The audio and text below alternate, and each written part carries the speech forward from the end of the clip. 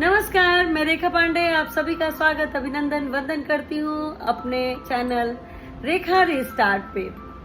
और सबसे पहले मदर्स डे की सभी प्यारी प्यारी मम्मियों को बधाई देती हूँ और उन बच्चों को भी बधाई देती हूँ जिन्होंने हमें ये मौका दिया माँ बनने का और एक खुशनसीब माँ बनने का।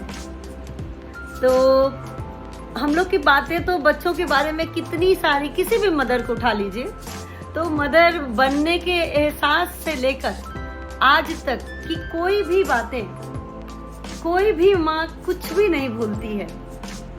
हो सकता है वक्त के साथ समय अंदाज बदलता जाता है, लेकिन अगर माँ को उसके बच्चों के बारे में पूछा जाए ना कि वो कैसे करता था या करती थी, कैसे है, तो सारी चीजें एक पर एक परत दर परत बताती जाएंगी।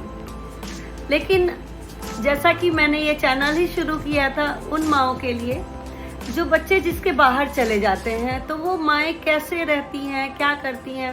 याद तो देखिए बच्चों की बहुत आती है, मुझे भी बहुत याद आती है, कई बार आंखें भी नम होती है, परंतु फिर से खड़े होना पड़ता है क्योंकि जब हमारे मुंह पे मुस्कान रहेगी ना तो बच्चे भी खुश रहेंगे और वो एक एनर्जेटिक रहेंगे। लेकिन क्या होता है कि अपने मन के भाव जो है वो तो प्रकट करने का हमको हक है ना, तो वो तो हमको करना, हम करते भी हैं और करना भी चाहिए। ये तो एक मतलब प्राकृतिक चीजें हैं, ये कोई नई चीजें नहीं है कि हम कुछ कर देंगे तो कुछ अलग सा हो जाएगा। नहीं, हमेशा अपने एहसास को, अपने प्यार को एक्सप्रेस करना जरूरी होता है। और चूंकि कि मैं ऑथर भी हूँ, पोएटेस भी हूँ, तो लिखना मेरा मतलब मैं कोई भी चीज को छंदबद्ध शब्दबद्ध करके लिखने की कोशिश करती हूँ। तो आज मदर्स डे के मौके पे ना मैं अभी बैठी हुई थी तो थोड़ी बहुत कुछ लिख रही थी बच्चों के ही बारे में। तो सोचा कि आप सभी के साथ वो बातों को साझा करूं कि शब्द भले ही मेरे हो, परंतु मुझे यकीन है कि आप लोग सब लोग इससे कनेक्ट होंगे। तो आइए जुड़ते हैं, बस यही जीवन है। तुम लोग दूर क्या चले गए, सारी शिकायतें भी मेरे संग ले गए। कितनी हिदायतें थी और कितनी बंदिशें, आज कभी सोचती हूँ मैं तो लगता है कितना सही था।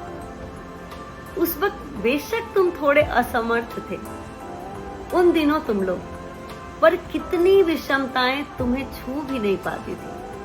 एक कठोर कवच जो था तुम्हारे पास माँ का, सचमुच वो कठोर कवच उन लोगों के पास से जो हट गया है ना, तो कभी भूखे सोते हैं, कभी नौकरी के लिए, कभी करियर के लिए। उनकी परेशानियां जब आवाज के रूप में जब हमारे कानों में आती है ना, रात की नींद खत्म हो जाती है। लेकिन हम कुछ नहीं कर सकते, बस एक शब्द बोलते हैं, बेटा सब ठीक हो जाएगा, टेंशन नहीं लो, मैं तुम्हारे साथ हूँ।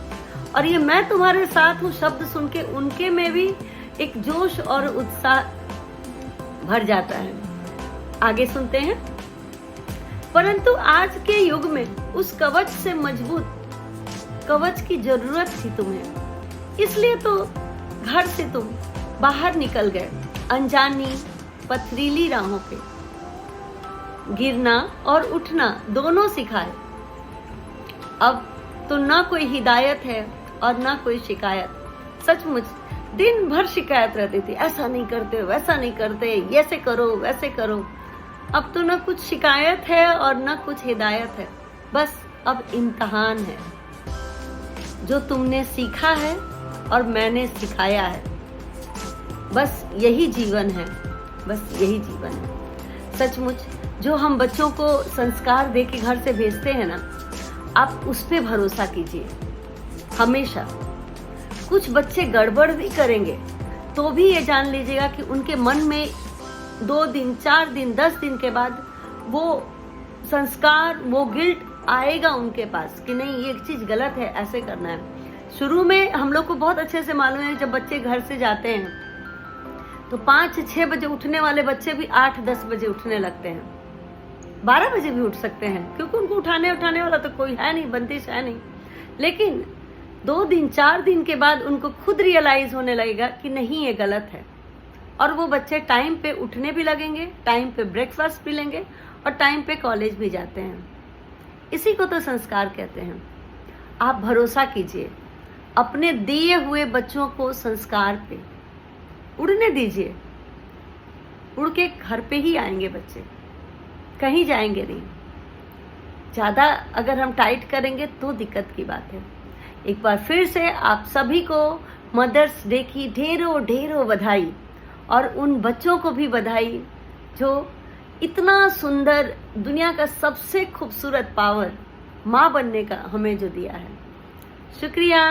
फिर मिलेंगे अगले ब्लॉग में रेखा रीस्टार्ट पे। शुक्रिया।